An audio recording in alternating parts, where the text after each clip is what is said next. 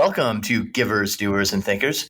Today we talk to Michael Hartmann, Director of the Center for Strategic Giving, about what he sees as the major problems in the philanthropy sector today and about the ideas that are being put forth to address those problems. Let's go. Givers, Doers, and Thinkers introduces listeners to the fascinating people and important ideas at the heart of American civil society.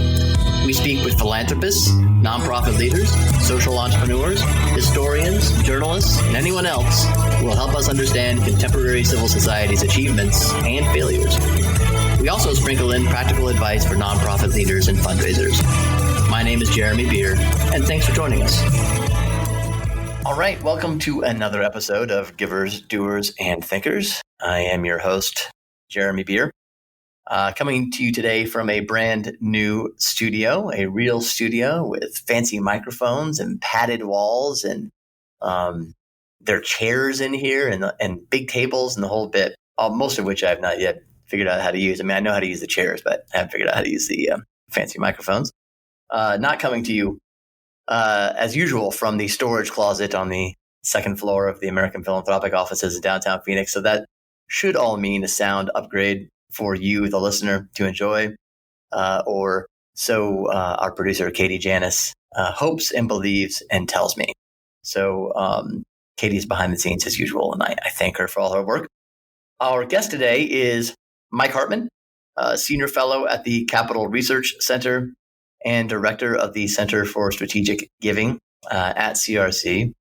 The Center for Strategic Giving provides analysis of and commentary about philanthropy and giving. Mike is one of the few people doing that on a consistent basis. It's not a really crowded field, as we'll talk to him about.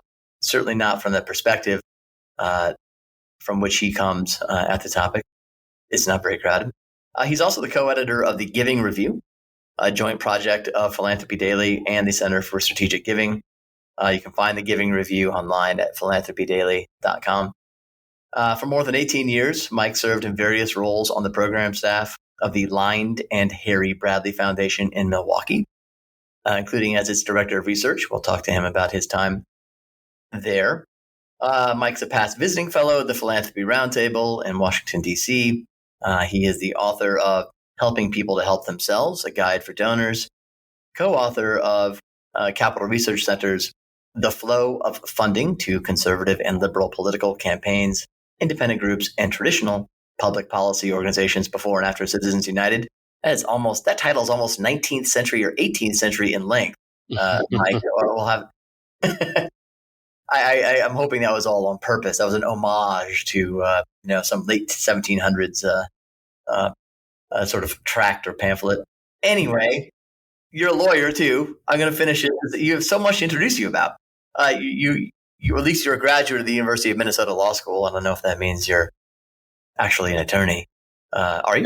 You know, I'm a non-practicing attorney. When I got to Bradley, I resigned my membership in the bar, not wanting to have to take continuing legal education. I was wondering about that. If you're not practicing, you may not want to keep doing that stuff. But I did pass the bar, I've got to say, since someone. Good. No, that's the important part. That's the important part. Yeah. Last thing I'll say, there's so much else like to say about you and introducing you, but you, with a real clear policy, I think you edit their philanthropy and giving section or page or something like that. Mm-hmm. Yes. Okay, good. Well, our conversation today will focus, I think, largely on the many issues, challenges, and problems besetting the philanthropy sector today, many of which people may not have any inkling of, as well as sort of the reform ideas that are being put forward also may be very foreign to people. So we're going to get into all that. And we're recording on September 30th, 2021 for future reference. As what black box this podcast gets pulled out of, in the distant future, they'll know when we were talking. So anyway, welcome, Mike. Thanks for having me. I hope your other guests don't think that I'm regressing the quality of conversation partners to the mean or anything like that. But I think we'll be okay there. I'll let you know if we get any complaints. Yeah. And how's the new studio? I'm picturing you on like a chaise lounge or something. Is it a nice? If only. I'm not that. I didn't get here soon enough to really get myself set up. I'm in a actually fairly uncomfortable chair, but that will keep me alive and alert, as our Yeah. teachers used to say in school, right? Yeah. Yeah. um, let's talk a little bit about your background before we kind of get more into the present day, because I think your background, I'm sure it shapes your approach, perspective, and opinions, your analysis of the philanthropy sector today. You were at the Bradley Foundation, the Lynde and Harry Bradley Foundation. I think I'm saying that right. It is Lynde. You are. I was going to congratulate you for that. That's yes, it's the Lynde and Harry Bradley Fund. They were brothers. Right. And they started a foundation that's become a significant foundation in Milwaukee. It does a lot of grant making in Milwaukee just for the good of Milwaukee.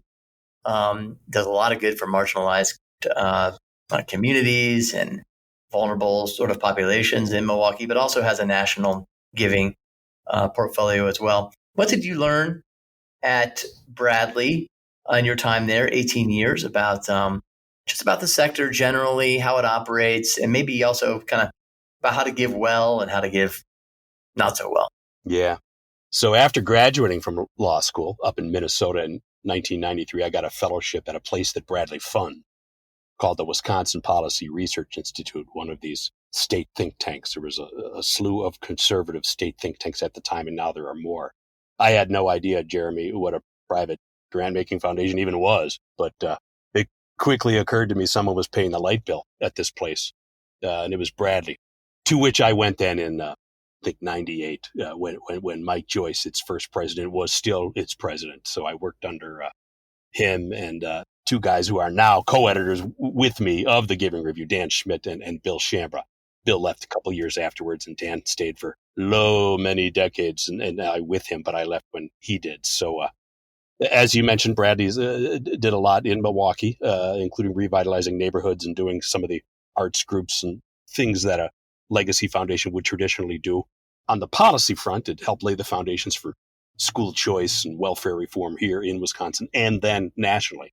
Bradley always seeing Milwaukee as a good playing field, a well-sized playing field to get things done and then take it to the next level, as it were, or at least as many people would see it. But here's what I think I learned under those people, Joyce, Schmidt, and Shambra. Bradley was known for, at the time, I don't want to speak for the current Bradley, I don't work there, general operations and not project-specific support. Yeah. And why was that? Why was that strategic choice made? What was the insight there? I think it reflected a level of trust in the grantees that might not necessarily always have been there among philanthropy more widely, and patience, really, a long-term worldview. If you have a project-specific grant, you want at the end of it, which is usually not very long, to know what the project achieved. And, Bradley really started in its current iteration in the late 80s and did play a part, we think, maybe arrogantly, in the intellectual, the conservative ascendance then. And that's because there were institutions around that could be supported by a foundation, C3 groups, think tanks, and otherwise, that needed, to pay the light bill, which meant general operating support for many years. Did other foundations at the time or later, were they so as you know, the conventional wisdom still with respect to, at least on the grantee side, is, foundations just want to do specific projects and initiatives. They don't want to do general operations support. We know that's not true from the data, but that's the idea out there. Were there other foundations, did they learn from Bradley? Did they ask you why you were doing that? Do you think you had any impact on how others gave? If you can just let me first note, there were other, Mike Joyce came to Bradley from Olin, which would have had a similar way of doing grant making. And there were others on the right, perhaps Scaife among them. But in philanthropy more widely, I do think there were lessons learned from what I'll call the conservative ascendance and the role philanthropy played in it. There were several reports from groups left of center or on the left about the effectiveness of this kind of grant making. And there were attempts then to try to replicate it. Some, by the way, successful attempts to do long-term support of institutions in a general operating way. So, yeah, liberals learned from conservatives, by the way. Joyce himself, was, we learned from liberals too, is what I'm trying to say, I guess.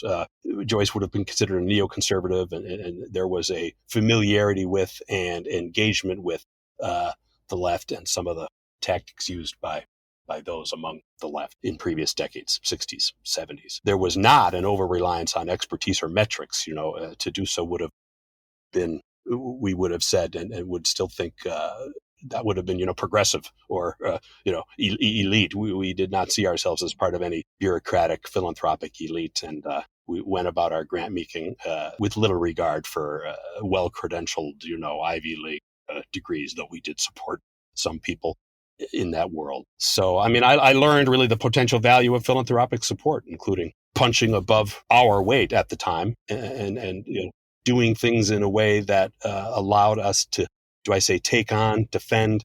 We knew we were outnumbered in dollar amounts and raw numbers by liberal foundations, but I think we did a good job furthering the interests of the Bradley brothers, including by educating policymakers and the public.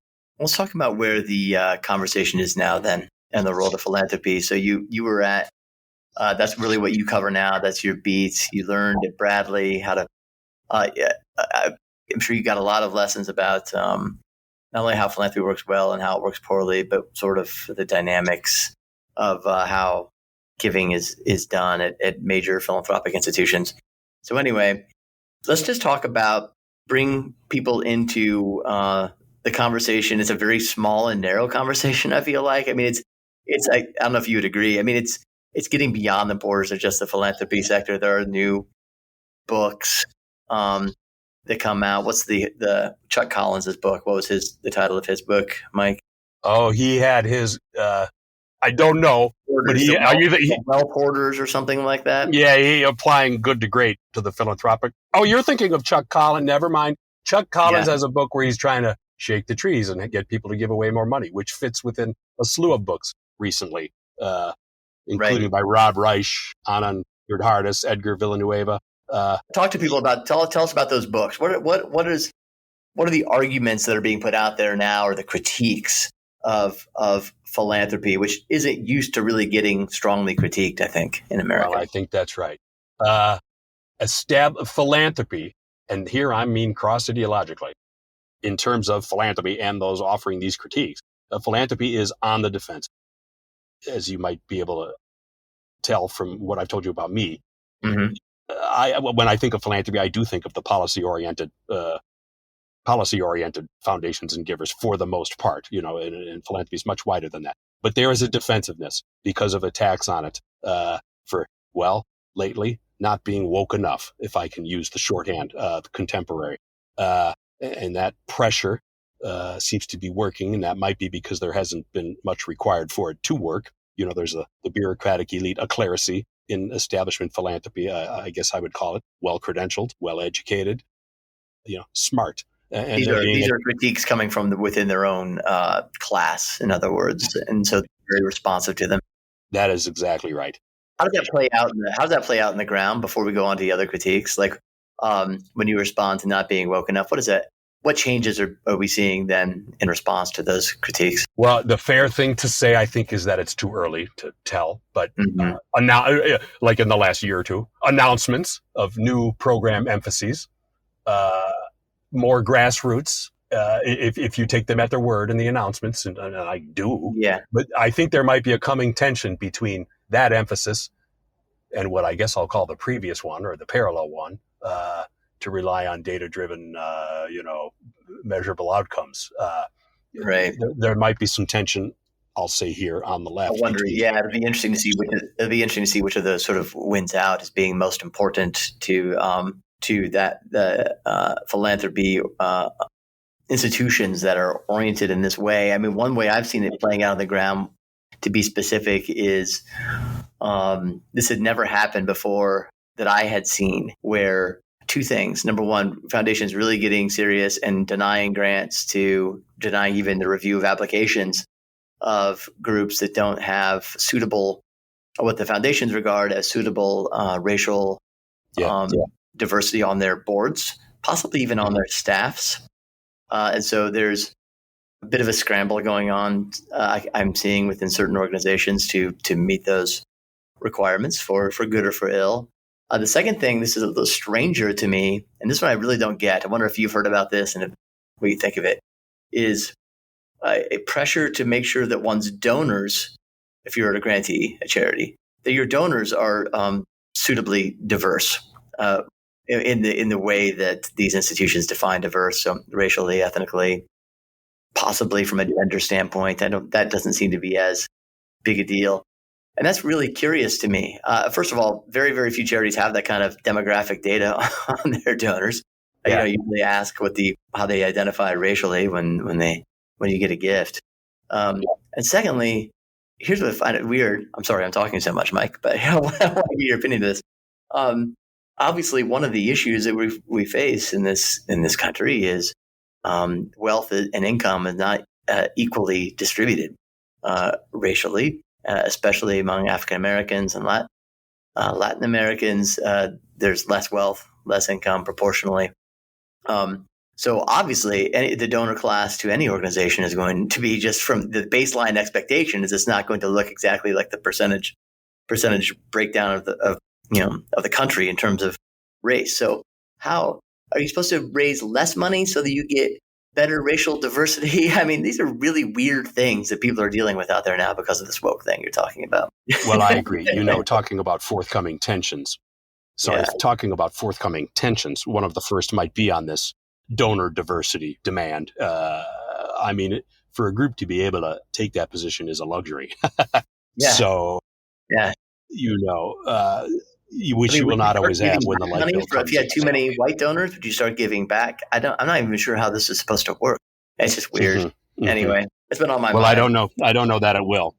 Yeah, but the criticism of wokeness in philanthropy is happening alongside criticism of what I'm going to call wokeness in academia, which is that criticism sort of been around for a while, and now there's a new criticism of wokeness in corporate America. I think these are all good and fair criticisms. In fact, I'd like to see more of this kind of discussion, argument, reasoned, fair, civil, in the philanthropic sector. And we're actually trying to bring some of that coverage of it at any rate. So on the defensive would be the best way, I believe, to characterize the conversation, as you term it, in philanthropy. And not just about wokeness, but about other things as well. Exactly, many of which could be connected to wokeness at its core. But I might be being a little lazy there, just using wokeness in general. But conservative policy-oriented philanthropy, from which I come, is going to have tensions as well, and we can talk about those because there's a concern warranted about donor freedom and not wanting to be told what to do by anybody, a donor or the government or anything like that. And there's the tension between that, maybe, probably, and other principles that can be applied here, which is, well, the wokeness of philanthropy. If you're defending philanthropic freedom strongly, you're going to be defending the right of. We can talk about whether it's a natural right or a constitutional right or a statutory right, but you're going to be like a defense attorney defending things that people, or in this case, philanthropies, are doing with which you really don't agree and think might be doing quite a bit of damage. So I want to draw this out. This is an important point you're making, and we're gonna get specific about it. But first, let's pause for a break, and we'll be right back with Mike Hartmann, director of the Center for Strategic Giving. I'll be right back.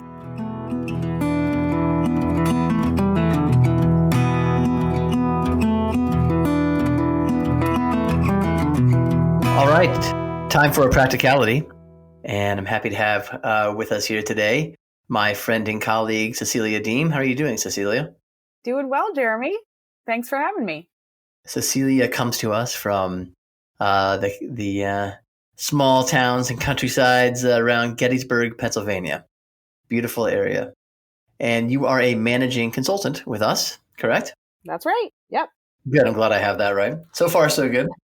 Well, one of the things that we are often talking to clients about is meeting with their supporters, which is a really, really good thing to do. I think most people know. If you don't know that, it's the most important thing you can do if you're running a nonprofit or thinking about its future, is to meet with your supporters. But people get really nervous about these meetings, what to do, what not to do.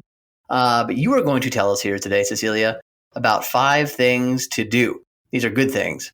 5 things to do at a donor meeting, right? That's exactly right. And they're pretty pragmatic things. Good. So if you're hoping for some secret strategy, this is not it. But over the course of the years that I was meeting with donors, I learned pretty much all of these through trial and error.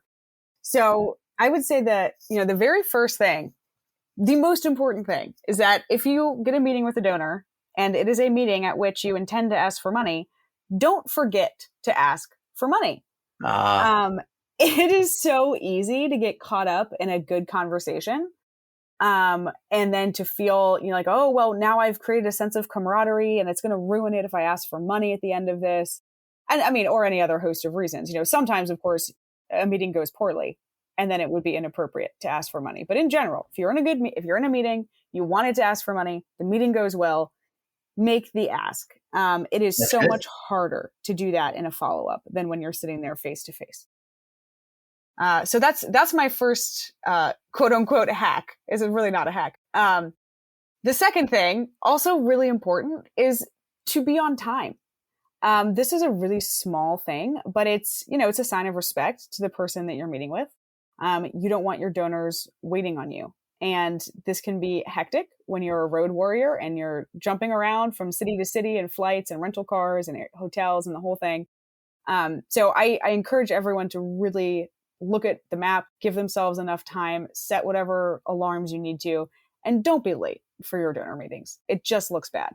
It is a bad look. It's a very bad look. Yes, that's right. Jeremy, you're Swiss, so you understand the importance of it. I do indeed. Always be on time. Donors or non-donors. Yeah, that's right. That's right. So then the third tip that I have is to, Jerry Panis used to call of Institute for Charitable Giving used to call this listening the gift. But basically, just don't do all the talking. A lot of people, probably myself included, will fill voids in conversation if they feel uncomfortable or if, the person you're speaking to isn't forthcoming.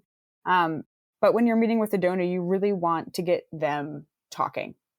So you just want to keep asking them questions, trying to get at, what they like about your organization, what they respond to about the mission. Don't fall for the trap of doing all the talking if you're the major gift person. So that's number 3. Number 4, don't pretend that you have the answers if you don't have the answers. Another easy trap to fall into. So easy, especially if you're working with a policy group, where you might be inclined to be like, well, I kind of feel like this is probably where that bill stands, so I'll just, just don't do it. Don't do it. Don't try to make up the number of people globally living in poverty if you don't know it offhand. Just say you're going to check on it and get back to them. That's it's important for building trust. And it really is. Yeah. And then my final little tip here is make sure that you leave something behind. I don't mean a glove or a handkerchief or a phone. Right. But actually leave behind a piece of content that's nicely designed, that puts your organization in a good light.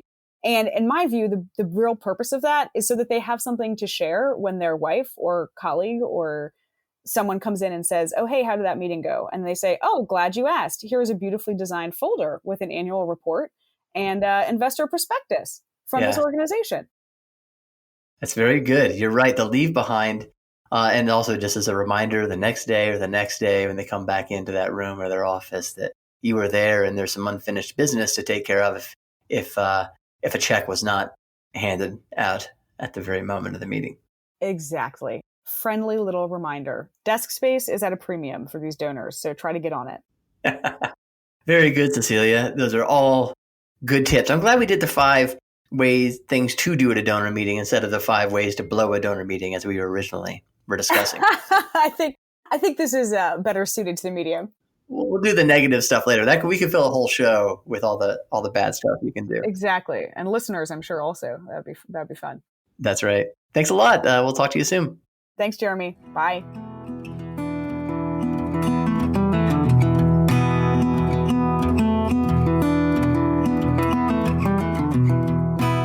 All right, we're back with Mike Hartmann, director of the Center for Strategic Giving, also a fellow at the senior fellow at the Capital Research Center. So, Mike, we'll get back to this point you were making about conservatives and philanthropy and the sort of tensions there between what should be defended and what shouldn't be defended. To go back right now, what we're seeing is here the major issues people are bringing up in elite philanthropy is there's a critique from sort of the woke, if I put it that way, from the very far left, that's very obviously race oriented. It's connected to some other critiques that there's a lot about, we mentioned before, sort of a hoarding of wealth. There's critiques that just come like philanthropy is just a way to hide massive amounts of wealth. And yet to be able to get tax breaks for that hiding, yet also to be able to use that wealth to influence the world in really, really powerful ways still. And anti-democratic ones, that would be the critique, Yeah. Who are the people making that kind of critique? Before we get back to the conservatives, I just want to kind of lay this all out for people so they know what's going on. Well, I think Rob Reich would be a leader among those arguing that oligarchic philanthropy is anti-democratic. He's a professor at Stanford, not the former cabinet secretary. And it's a good book with a kind of harsh critique. The others have joined him. I mentioned Anand Giridharadas before, who would, I think, probably be he's a little bit more of a popularizer of the position, I guess. I don't mean that as an epithet, but and it's hard to argue. There are a lot of people, rich men and women, that are getting a lot done or get the ear of. And I would say, as me, former conservative foundation employee, they all seem to be to the left of center or even outright progressive, if not woke. I'm trying to avoid using that since I did so much in the previously. No, it's okay. Well, you pointed out one of your articles recently that if you looked at the top 50 givers, according to Forbes magazine, only 3 of them could be characterized as social conservatives, at least in any way. I mean, it's not like it's some even split. Sometimes you'll hear with who is the writer, the woman who writes a lot of heavy breathing articles about Kochs and others. Are you thinking of Jane Mayer? Thank you, Jane Mayer. Yeah. And it's just whether she's right or not about the subject, the particular subject she writes about, the particular people. It certainly gives a misleading idea to the readers of the New Yorker that there's sort of anything like an equal amount of power when you look at a kind of a left-right distinction in elite philanthropy. Mm-hmm. I think that's fair. And where I work, Capital Research Center devotes a lot of its time and energy to trying to quantify this, I'll say, imbalance, ideological imbalance. Establishment philanthropy could not be likened to or called a marketplace of ideas. It is not, there is not diversity among big philanthropy. Big policy-oriented philanthropy is quite overwhelmingly would liberal. Would you say it's as monocultural or monolithic as sort of contemporary elite academia? Yes, I would. How would one prove this? But it is. Yeah. You go to a Council on Foundations meeting, I think dentists and their spouses in the middle of America be shocked and just think it's kind of weird.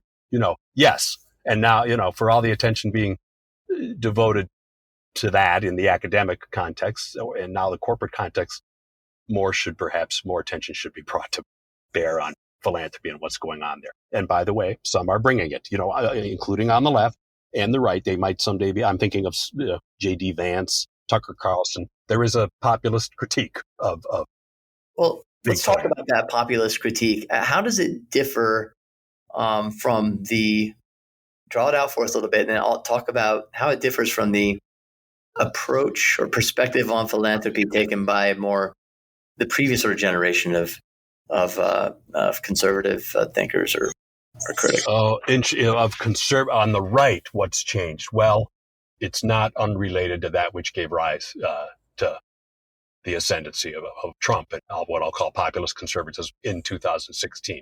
It would be less concerned with the niceties of coastal, I'll say East Coast, I guess here, establishment thinking. So it's willing to shake things up and, it's more aggressive and it is less establishment. There was a conservative establishment, still is. It was reflected in philanthropy.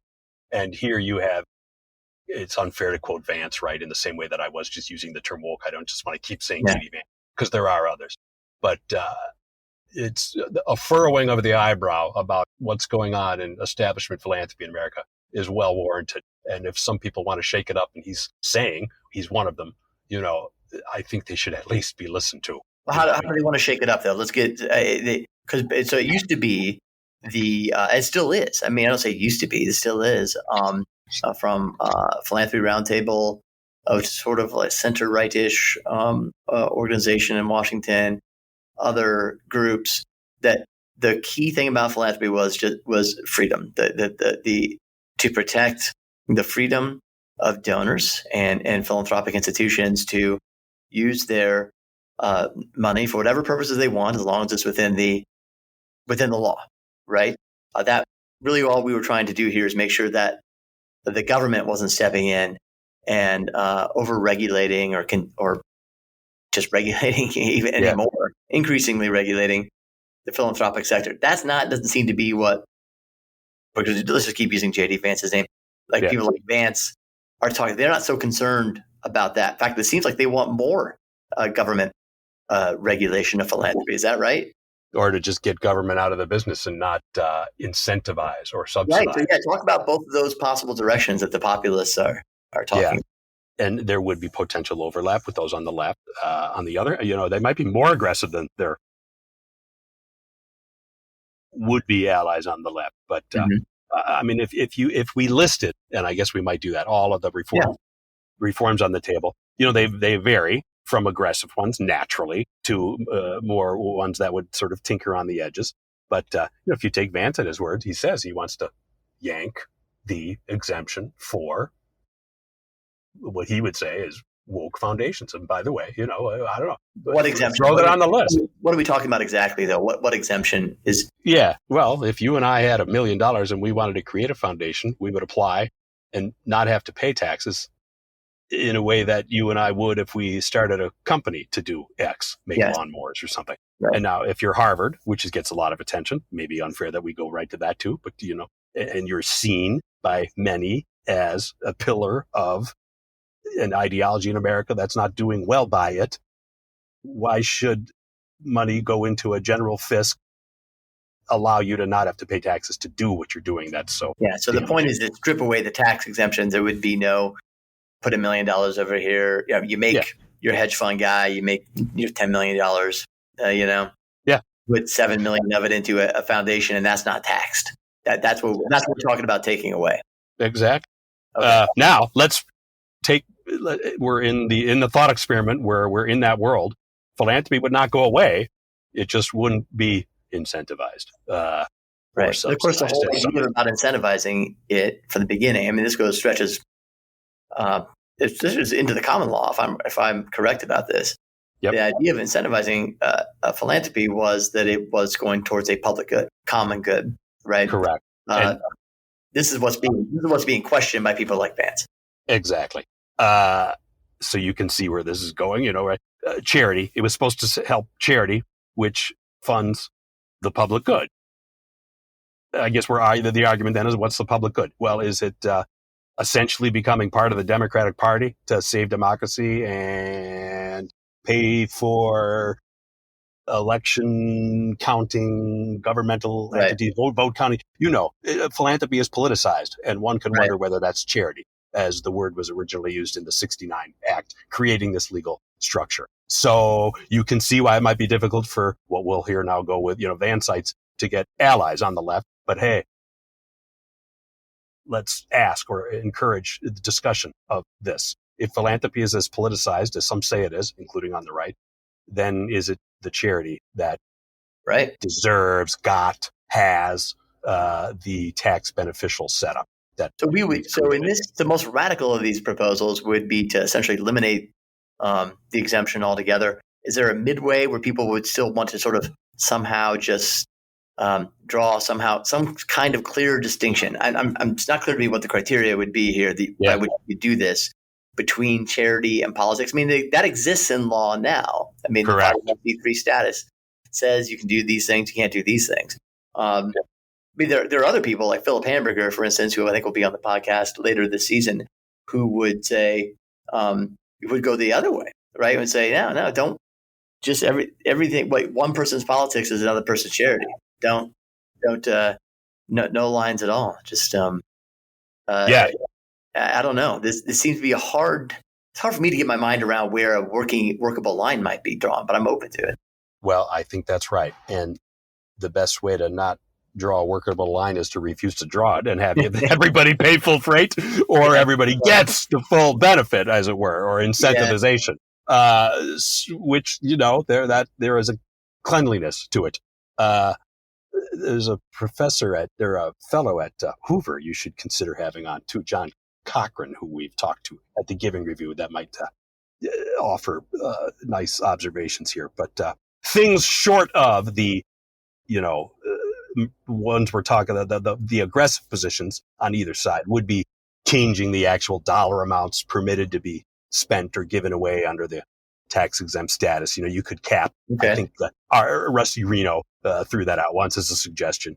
You could change the percentages of assets permitted to be spent or given away. Usually people who propose a change in that percentage are proposing an increase. So more money has to be given away and can't be quote unquote warehoused.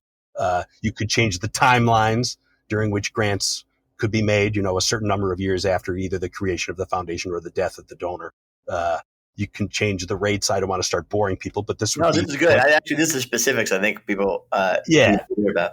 You could change the rates that apply when the rates of taxation that apply when the timelines and amounts and percentages are violated, because that's the arrow that the government has in its quiver, is to tax you. And that can kick in at a different time or a different rate depending on, the degree to which people want to allow for latitude, would be the way they would see it on the government, on the part of philanthropy. And there are many more narrow proposals out there, operating expenses, that counts against the required charitable payout. So you can Google up Ford's nice headquarters. They're not paying taxes on that. That's you're paying for that. Somebody could plausibly say. Right. Family members, are being flown around to nice places.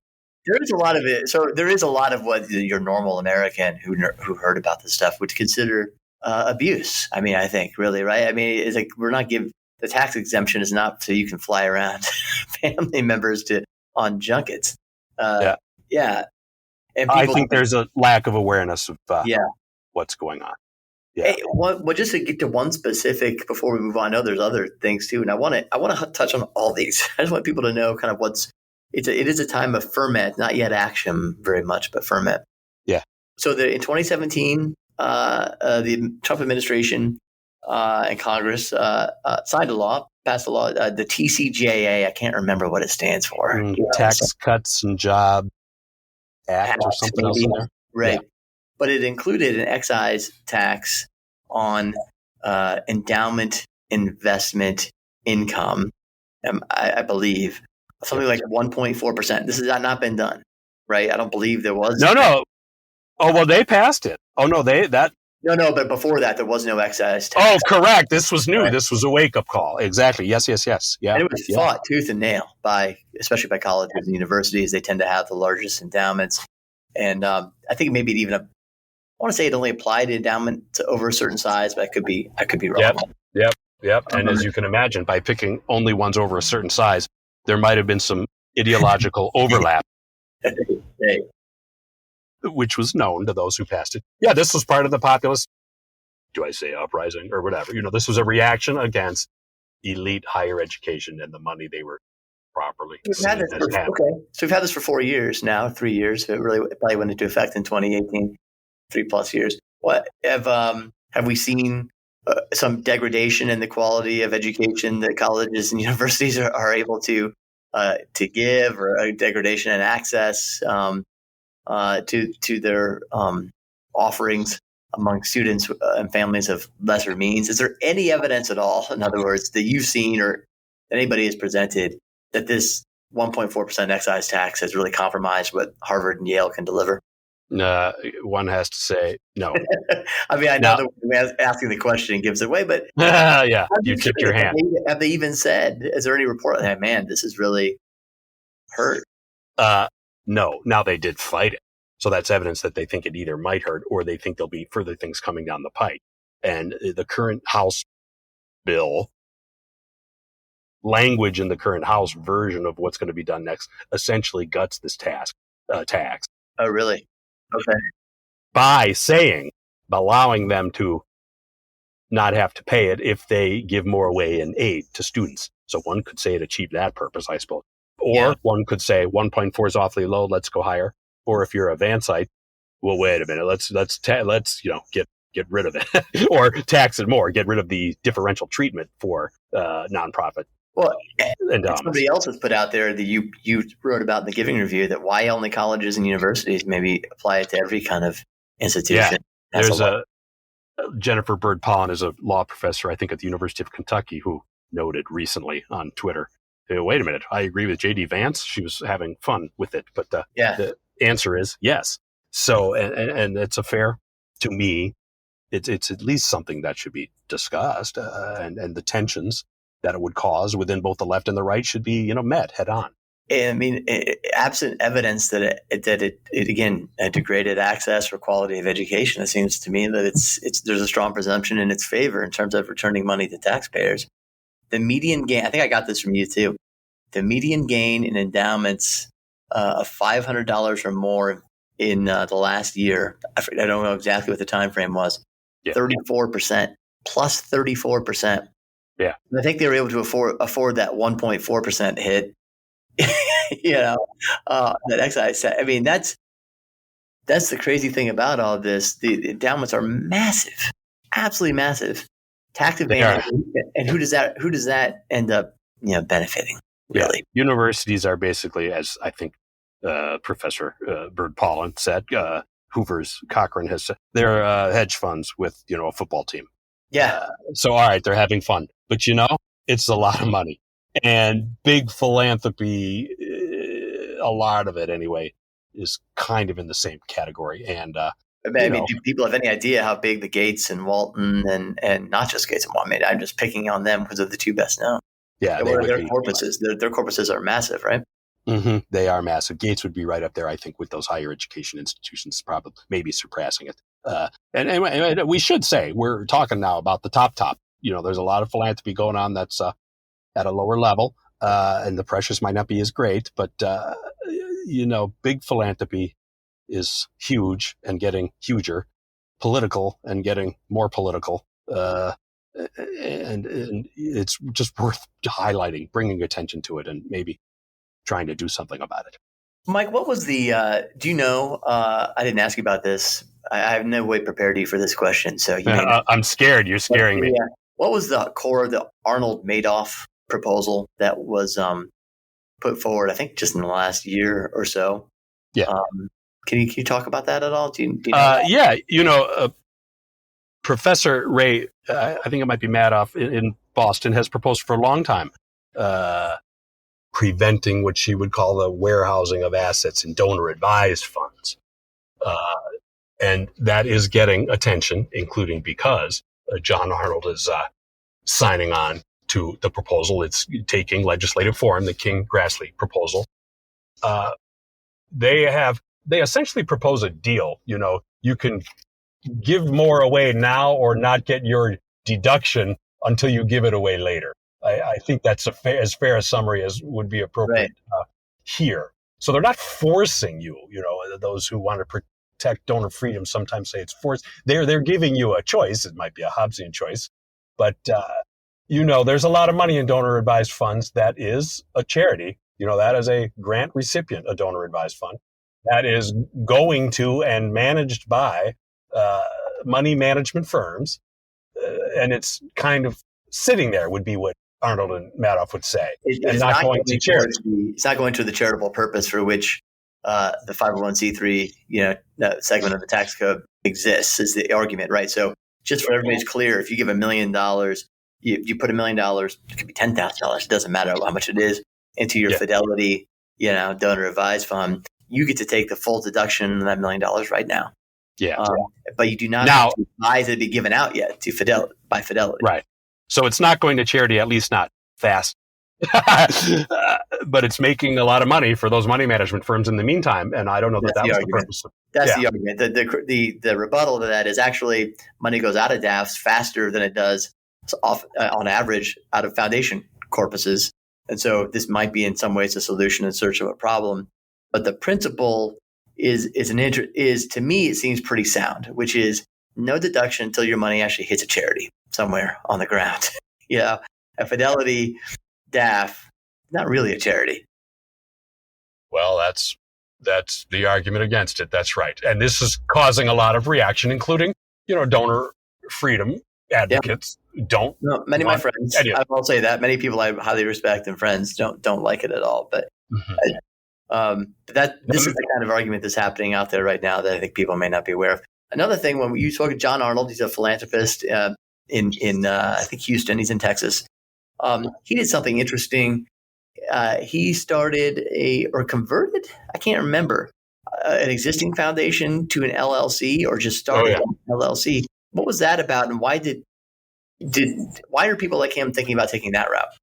So they have more control over their money and don't have to bargain with the state about restrictions on it, because they're saying, we don't want your stinking taxes. I'm joking there, but but they're not. They will forego the exemption for the ability to do what they want. So if a Vance person, proposer, wants to get rid of tax exemption for politicized charity, you will be forcing yourself into the position that Arnold is in, paying full freight to do really whatever you want. You don't have to put up with strictures. So and there's no reporting requirements. You don't have to report to whom you gave money at all, right? Yeah, that's exactly right. And that, to me, what's wrong with that?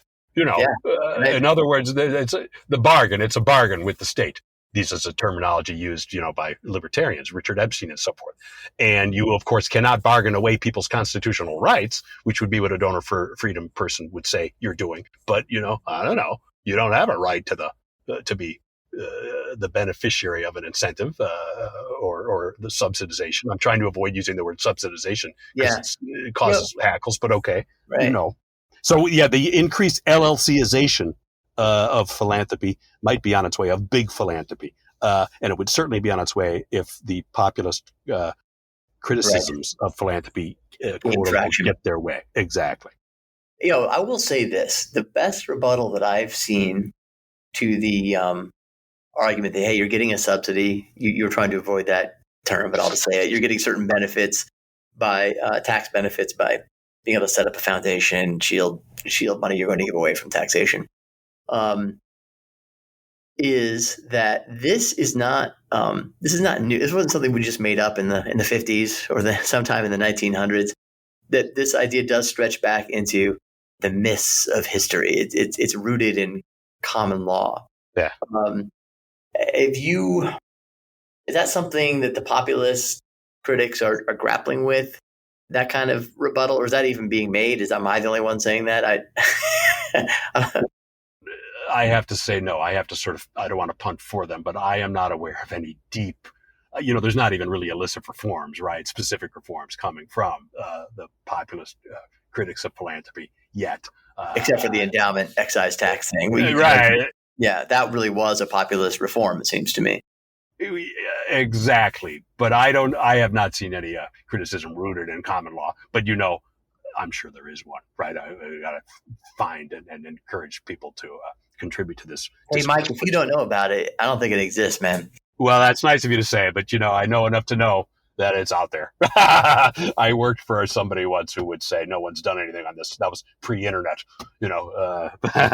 but a return to charity would be a good thing. And then the Center for Civil Society, I think, might be making that argument increasingly as we go on. The politicization of philanthropy has had great costs, including to trust in philanthropy, would be what I would say. And, let's look around. I'm speaking here again as the conservative that I am. This critical race theory, this to me comes from philanthropically supported groups with that take advantage of a tax system meant to help them, or groups that do what they say they're doing or should be doing. Final word, Mike. I don't know if you want to show cards here, but one or two reforms, changes that you would really want to see. Yeah, I don't. I work for a 501c3 that doesn't lobby, so I got to be careful. And it's funded by philanthropy, which might have an opinion on this, but so I'm going to be cowardly and say I want to see all of these things discussed and proposed. I will say that I do not think it's so unreasonable to float the idea to explore. I think there'd be benefit in looking at what might be more distinct lines between charity and politics. And that might just be returning to meaningfully the language of the 69 Act, which is where this was currently laid out, or the current laws on the basis of that. It has roots in common law, it does, but philanthropy should return to charity and get rid of the politicization. Now, I fully understand if it's the left that's doing the politicizing, the right has every right. The capital R right has every lower R right to say, let's fight fire with fire. But nonetheless, I think there needs to be more attention paid to the underlying, as has been brought to academia and is being brought to now corporate America. I'm going to let you go with that weaselly way of getting out. Okay, I appreciate that. But if there is a way to depoliticize any sector of our society, that'd be a good thing. Mike Hartmann, thanks for being with us. Thanks so much, Jeremy. I totally appreciate it. We'll talk to you soon. Take care.